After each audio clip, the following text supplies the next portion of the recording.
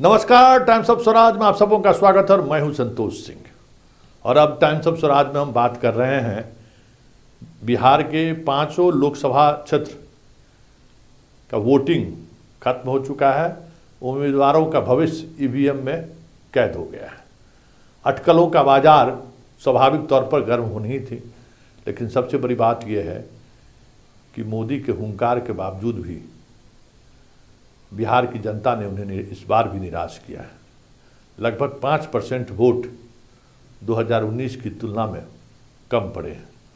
मतलब साफ है, जब कभी भी वोटिंग परसेंटेज कमा है, हार बीजेपी की हुई है, एनडीए गठबंधन की हुई है। ये ट्रैक रिकॉर्ड पिछले 20 वर्षों का है। खैर, हम शुरुआत करते हैं बांका कॉन्स्टिट्यूंसी का।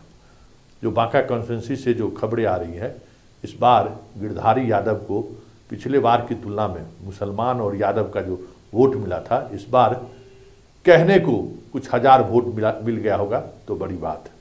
अति पिछड़ा वोट में भी सेंधमारी करते हुए दिखे हैं जयप्रकाश यादव। लेकिन सबसे अप्रत्याशित चीज़ें जो देखने को मिली वो है ठाकुरों का वोट, राजपूतों का वोट। बांका जो खबर आ रही है कि काफ़ी पैसे का खेल हुआ है। राजपूत डोमिनेंस वाले इलाके में गिरधारी यादव जी ने जमकर खेल हुआ है। लेकिन उस खेल के बावजूद भी ठाकुर का कुआं कहते हैं कि लाज रख लिया है जयप्रकाश यादव का। कौन हारेगा कौन जीतेगा ये कहना मुश्किल है, लेकिन लालटेन एक बार फिर से जल गया, ये चर्चा सरेआम है। चलिए हम सीधे चलते हैं बांका, जहां बांका के सीनियर रिपोर्टर हैं मनोज उपाध्याय जी। 20 वर्षों से अधिक समय से बांका के मेन एक्सट्रीम मीडिया से जुड़े रहे हैं। वो क्या मानते हैं बांका कॉन्स्टिट्यूंसी को लेकर, जरा सीधे चलते हैं बांका। एक तो हमारे साथ बांका से मनोज उपाध्याय जी जुड़ गए हैं और सीनियर जर्नलिस्ट हैं। कई दशकों का अनुभव है, लगातार बांका में पत्रकारिता से जुड़े रहे हैं। सीधे इनसे हम बात करना चाहते हैं कि जो लोकसभा चुनाव हुआ है, जो चीजें अब दिख रही है कि मनोज जी, जो बीजेपी का कोर वोटर था वो आज जयप्रकाश यादव के साथ खड़े दिखे, और वो भी मजबूती के साथ। क्या हो रहा है? देखिए, पिछले 5 वर्षों में आज से करीब 5 साल पहले लोकसभा चुनाव में यहाँ जो जदयू के प्रत्याशी थे गिरधारी यादव, वही इस बार भी जदयू के प्रत्याशी हैं। स्थिति लगभग बराबर है। उस बार भी भारतीय जनता पार्टी के साथ गठबंधन था जनता दल यूनाइटेड का, इस बार भी है। पिछली दफा मोदी जी के पक्ष में, मोदी जी की तारीफ में एक वीडियो बनाकर गिरधारी यादव ने प्रसारित करवाया था। काफी वायरल भी हुआ था कि देश के उज्जवल भविष्य के लिए मोदी जी का साथ, मोदी जी का हाथ मजबूत करने के लिए देना जरूरी है। और बड़ी संख्या में वोट लेकर 2 लाख मतों से विजयी हुए थे। लेकिन अगले ही साल विधानसभा चुनाव हुआ और नीतीश कुमार जी का पूरा कुनबा आरजेडी के साथ गया। इस बार बीजेपी के लोगों को यहाँ भरोसा नहीं हो रहा है कि ये लोकसभा चुनाव जीतने के बाद मोदी जी के साथ ही रहेंगे। तो इनके जीतने और हारने से मोदी जी के हेल्थ पर कोई प्रभाव पड़ने वाला नहीं है, यह सोचकर। और बीजेपी के कार्यकर्ता इस बार दिल खोलकर इनके साथ रहे नहीं बांका में, जदयू के उम्मीदवार के साथ। जो लोग रहे उन्होंने औपचारिकता निभाई। अभी 3 दिन पहले बांका में एक रोड शो किया था गिरधारी यादव जी ने। जो रोड शो बिल्कुल फ्लॉप शो था। 100 लोग भी नहीं थे और उसमें ज्यादातर थे जो दर्शक दीर्घाने सड़क पर चलने वाले आम लोग कि क्या हो रहा है। उसमें बीजेपी के 3-4 लोग थे। एक तो यहाँ के स्थानीय विधायक थे जो भारतीय जनता पार्टी के विधायक हैं, वह थे, जिलाध्यक्ष थे। लोजपा के जिलाध्यक्ष थी बेबी यादव, और 2-3 बीजेपी के कार्यकर्ता थे। इसके अलावा बीजेपी का कोई नहीं। हमने पता भी किया, पूछा, कई प्रमुख बीजेपी के पदाधिकारियों से पूछा, उन्होंने कहा कि हमें तो सूचना भी नहीं है इस बारे में, तो हम क्यों जाएंगे। तो ये तो वो उनका भड़ास था, लेकिन भीतर से वो नहीं थे और नहीं हैं। आज मतदान केंद्रों पर भी भारतीय जनता पार्टी के पोलिंग एजेंट नहीं दिख रहे थे।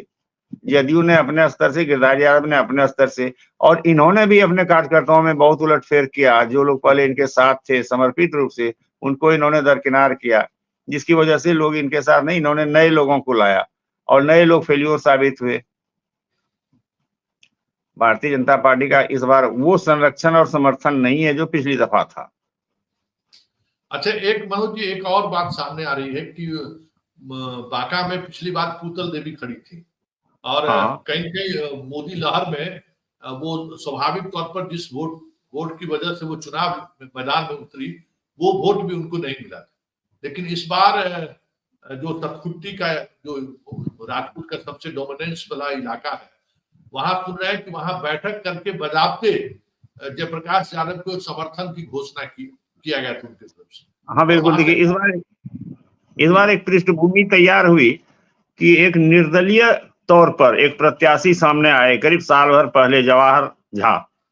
जवाहर झा ने करीब 1 साल पूर्व से यहाँ तैयारी शुरू की और काफी पर्चा, पोस्टर, बैनर उन्होंने बहुत खर्च भी किया और उनकी पूरी तैयारी थी। जिस तरह 2 अप्रैल को जवाहर झा जी और जयप्रकाश नारायण यादव जी दोनों का नामांकन था।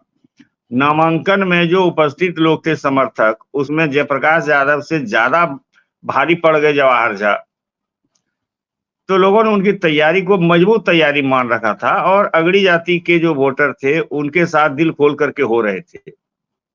उनका नामांकन रद्द हो गया, जवाहर झा जी का रद्द हो गया। तो एक लोगों में मैसेज गया, सच्चाई जो भी हो, लेकिन मैसेज गया कि जानबूझकर सत्ता पक्ष द्वारा उनका नामांकन रद्द कराया गया है ताकि गिरधारी यादव का जो अगड़ा फॉरवर्ड वोटर था वो उनका कट नहीं जाए, इसलिए उनको हटा दिया जाए मैदान से। इस बात का रिएक्शन हो गया। इस रिएक्शन को कुछ लोगों ने तो अपने भीतर रखा, लेकिन कुछ लोग विस्फोटक रूप में सामने आ गए, उनका विस्फोट कर गया। जिसमें शंभूगंज प्रखंड के सतपट्टी इलाके के और बांका के भी और जिले के दूसरे हिस्से के लोगों जो थे राजपूत जाति के लोग, उन लोगों की एक बैठक हुई बेलडीहा गांव में।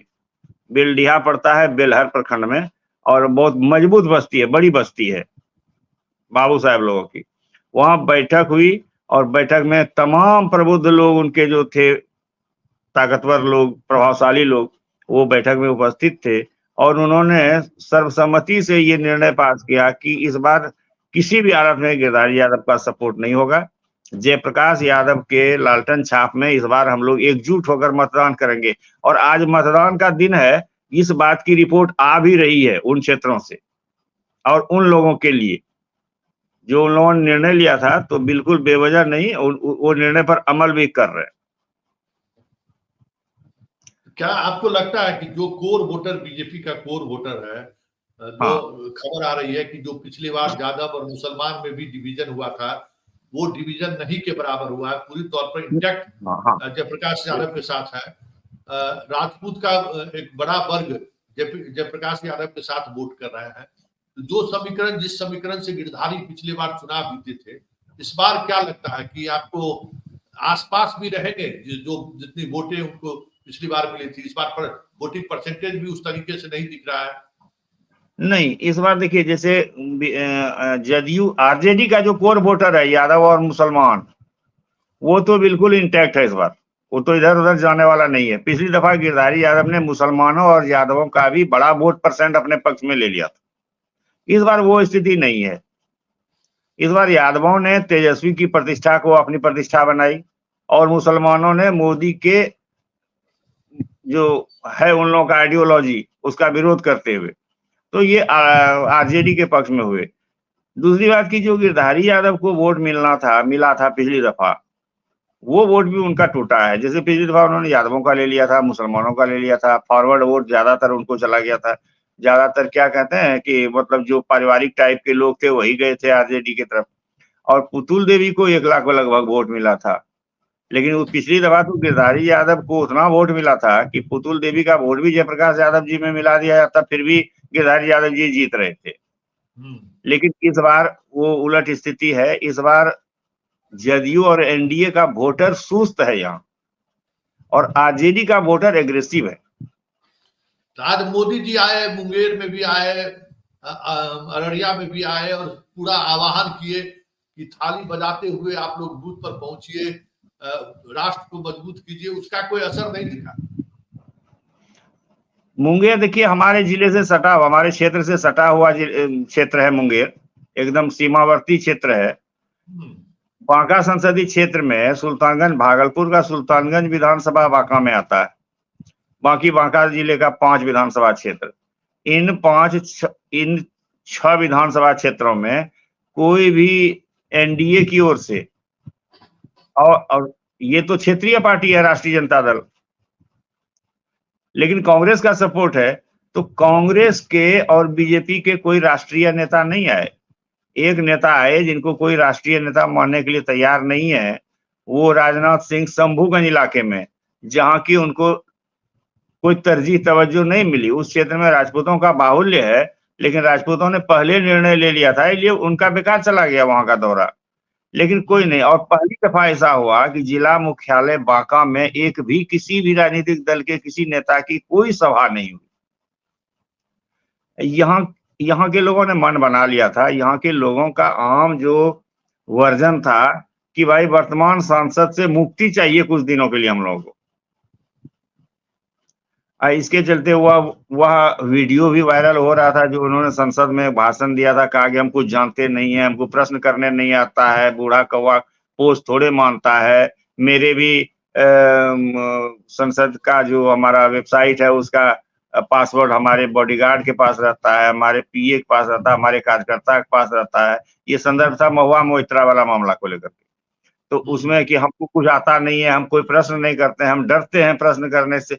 और देखिए सबसे बड़ी बात कि गिरधारी यादव के खिलाफ जो माहौल यहाँ बना ना, उसके पीछे हमारे बगल में गोड्डा संसदीय क्षेत्र का भी हाथ।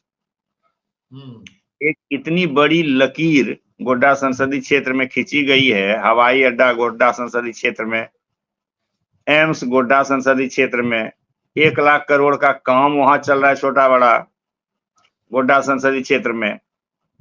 गोड्डा संसदीय क्षेत्र में गोड्डा जो रेलवे स्टेशन है, आज से 3 साल पहले वहां ट्रैक तक नहीं था, रेलवे स्टेशन तक नहीं था, और आज 17 ऐसी ट्रेन है जो कि गोड्डा से खुल करके बम्बई और लखनऊ, गोमती नगर और दिल्ली और कलकत्ता जाती है और चेन्नई जाती है। और बांका में बहुत पुराना रेलवे स्टेशन, बांका भागलपुर और बांका राजेंद्र नगर से आगे नहीं बढ़ सका एक ट्रेन।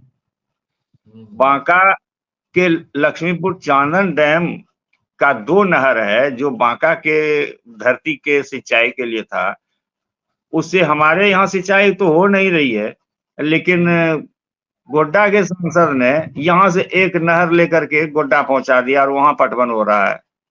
तो इसलिए लोगों में ये गया कि ये कुछ करेगा नहीं, अगल बगल के सांसद बांका को लूट के लेके जाएंगे। यहाँ मजबूत सांसद चाहिए जो संसद में अपनी आवाज बुलंद कर सके। और जब जयप्रकाश जी सांसद यहाँ के थे 5 वर्ष, तो उन्होंने हजारों क्वेश्चन किया था और बांका के इंटरेस्ट में किया था।